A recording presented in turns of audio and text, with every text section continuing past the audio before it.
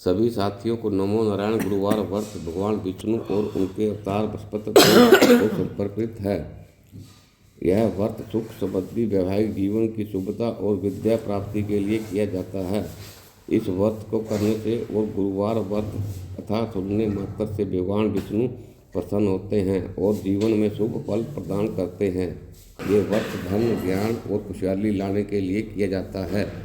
जिनके विवाह में बाधा आ रही है या दाम्पत्य जीवन में परेशानियों हो, उनके लिए यह व्रत अत्यंत लाभकारिक है। शास्त्रों में कहा गया है, जो भक्त गुरुवार व्रत की कथा को श्रद्धा से सुनता है उसे वही फल मिलता है जो कठिन व्रत और पूजा पाठ से मिलता है। सभी साथियों कथा को अंत तक अवश्य सुने। श्री हरि की कृपा प्राप्त करने के लिए कमेंट में नमो नारायण अवश्य लिखें। अब प्रारंभ करते हैं। गुरु व्रत की यह दिव्य कथा बहुत पुरानी है।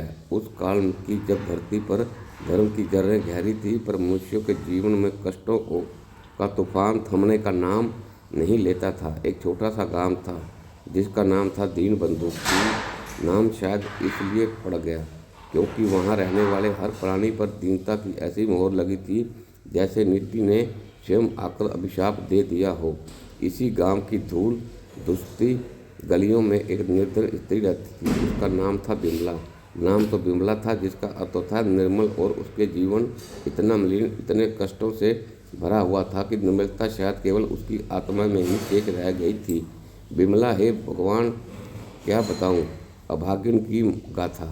उसके हृदय का कष्ट इतना अपार था कि वह उसे किसी मनुष्यों को बयान भी नहीं कर सकती थी। किसी को सुनाती वो गांव के लोग तो उसको देखकर नाक सिकोड़ लेते। वे कहते, मनुष्य हमेशा काली छाया की तरह घूमती रहती है। वह दर दर की ठोकरें खाती थी। कभी एक मुट्ठी अनाज के लिए धनी सेठ के द्वार पर घंटों खड़ी रहती थी।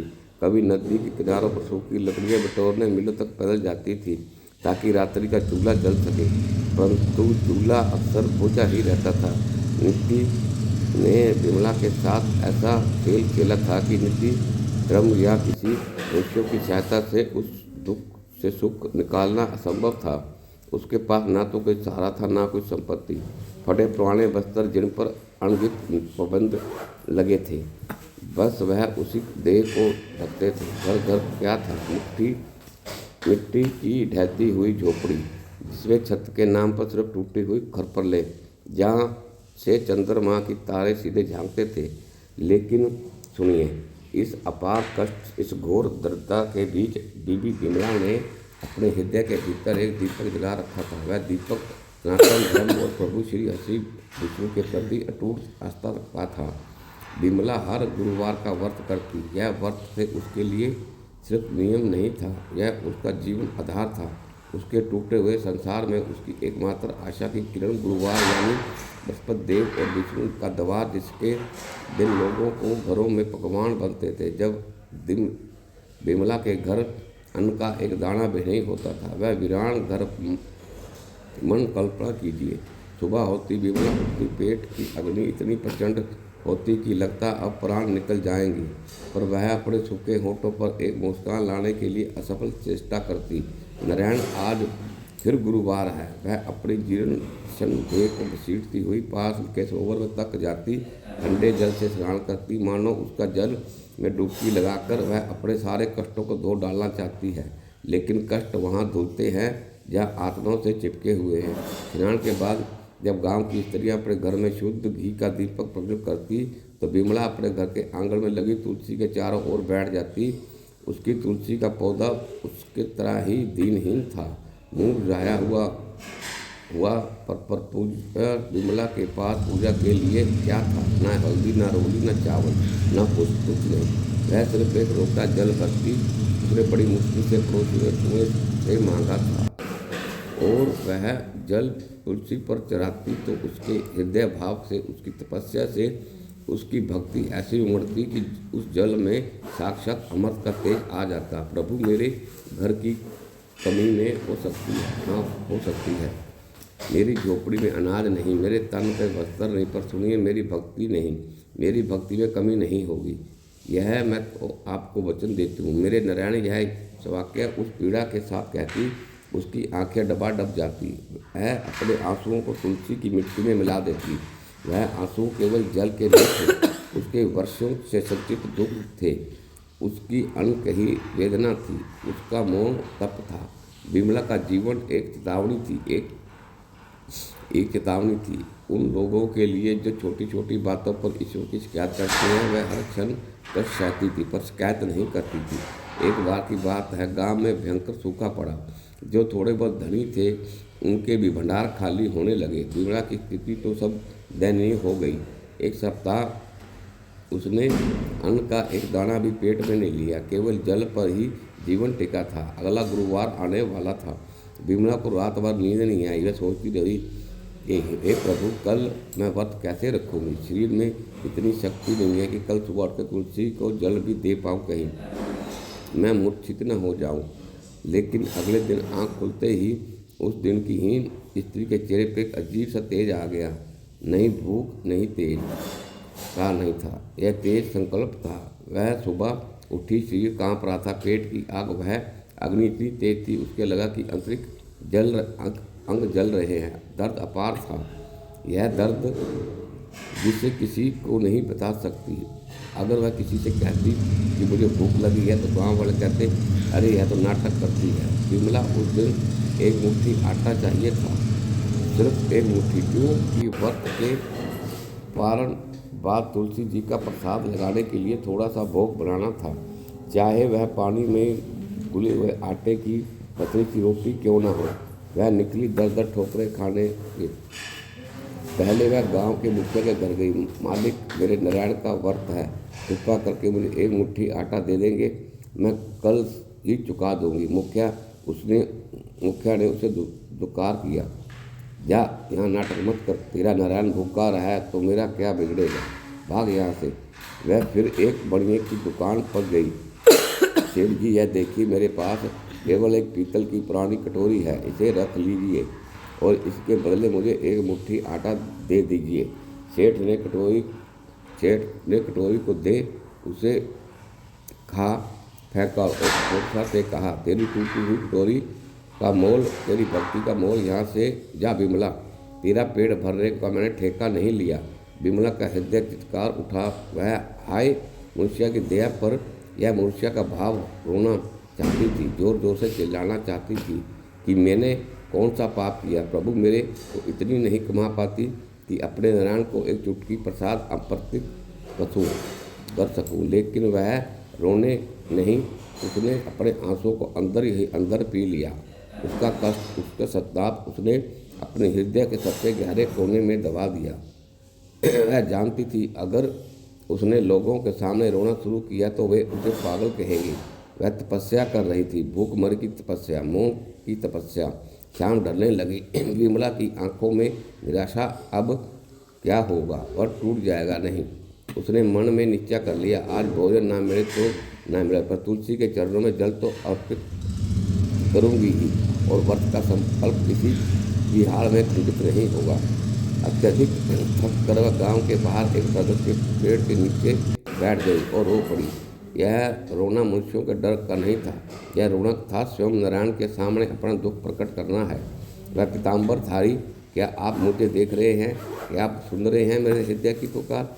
मुझे भोग की चिंता नहीं है प्रभु, मुझे तो यह भय है कि लोग कहेंगे, देखो विमला का भगवान कितना निर्दयी है, जिसे ने उसे भूखा मरने के लिए छोड़ दिया। मेरे घर में कमी हो सकती है, भक्ति में नहीं, पर मेरी इस परीक्षा की अवधि कब समाप्त होगी? अचानक उसे गांव के अंतिम छोर पर एक बुढ़िया महिला की याद आई। अत्यंत गरीब थी, पर उसका हृदय सोने का था। वह बूढ़ी दादी खुद को भी 2 दिनों से भूखी थी, पर शायद उसके पास थोड़ा सा आटा रखा हो। विमला अंतिम बार अपने लड़खड़ाते कदमों को घसीटती हुई उस बरी के पैरों में छाले पड़ चुके थे। दर दर की ठोकरें खाने के बाद उसके घुटने छल्ली हो चुके थे। वह अपनी देह को अपनी भक्ति के आगे बढ़ा रही थी। बूढ़ी दादी ने विमला की हालत देखी, उसके आंसू निकल पड़े। अरे विमला, तू क्यों आई है? तू तो खुद कितनी भूखी है। विमला, मैंने हाथ जोड़े।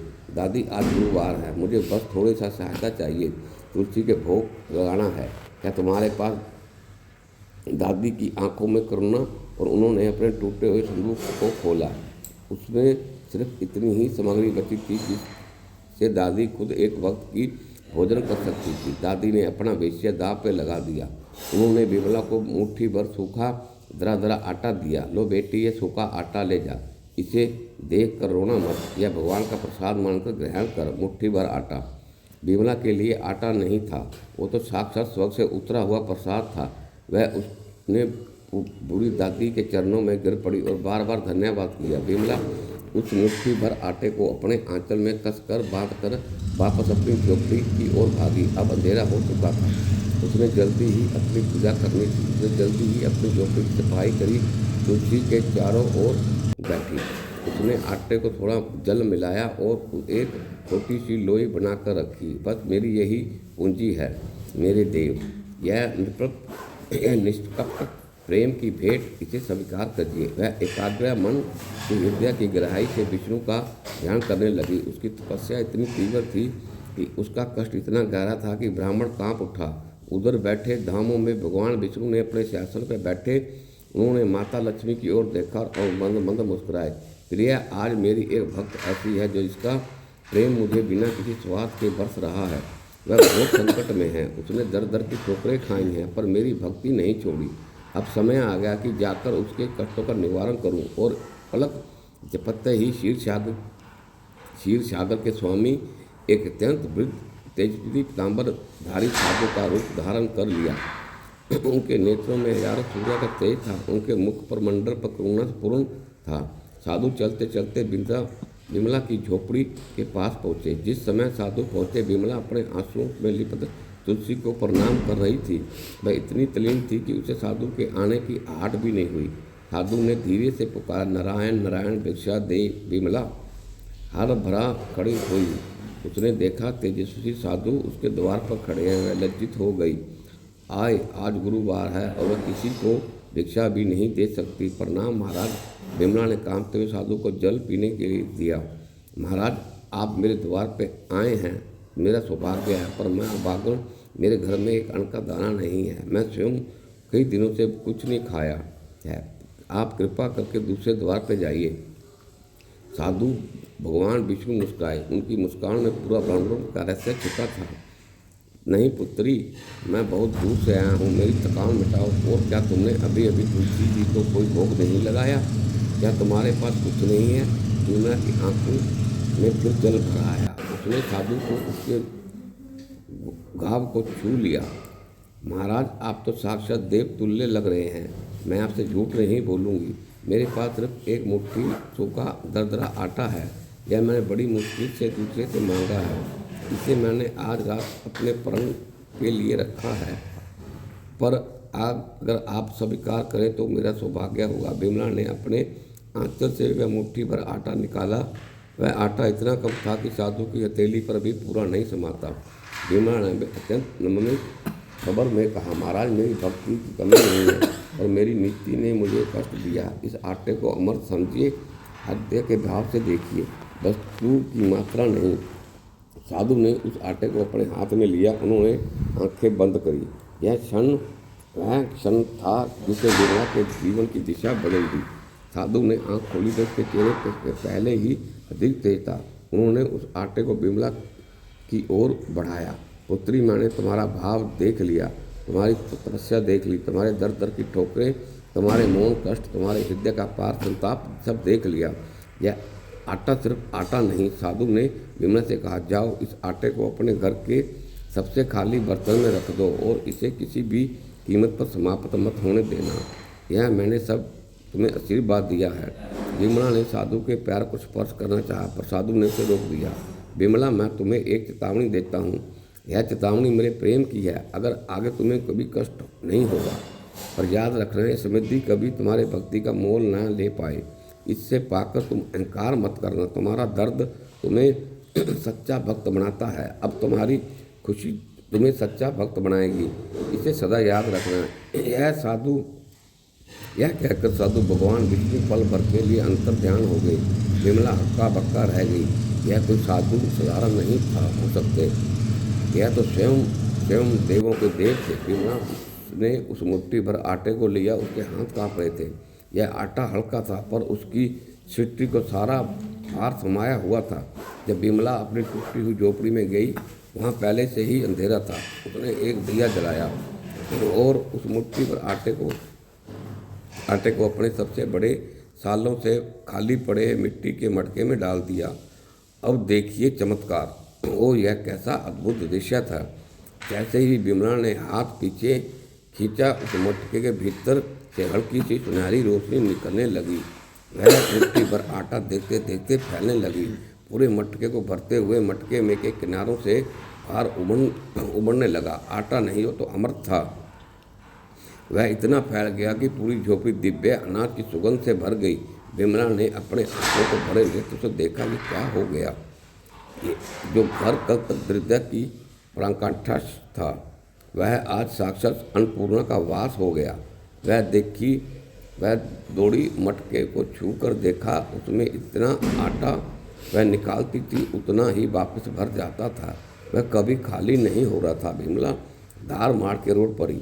इस बार वह रोना कष्ट का नहीं था, वह रोना था कृतज्ञता का, प्रेम का, विश्वास की जीत का।